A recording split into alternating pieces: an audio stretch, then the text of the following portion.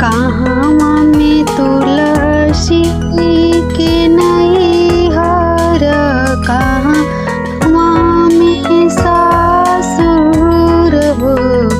हे राम कहवा में तुलसी जनम लेली मलहरिया जरी रोपल हो राम। हे राम कहवा में तुलसी जनम लेली मलहरिया जरिया रोपल हो राम। गोकुला में तुलसी के नैहर, मथुरा में सासुर हो। हे राम कुरुक्षेत्र तुलसी जनम लेली मलहरिया जरिया रोपल हो राम। हे राम कुरुक्षेत्र तुलसी जनम लेली मलहरिया जरिया रोपल हो राम।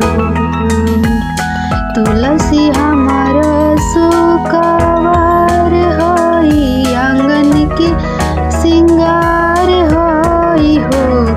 हे राम अइहे नारायण भगवान त होइहे विवाह हो राम।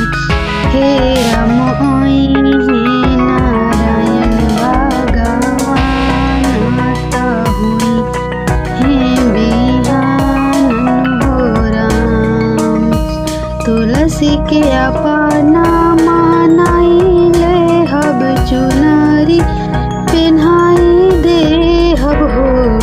हे राम तुलसी मैया दिहे आशीर्वाद त उनको के मनाइले हब हो। हे राम तुलसी मैया दिहे आशीर्वाद त उनको के मन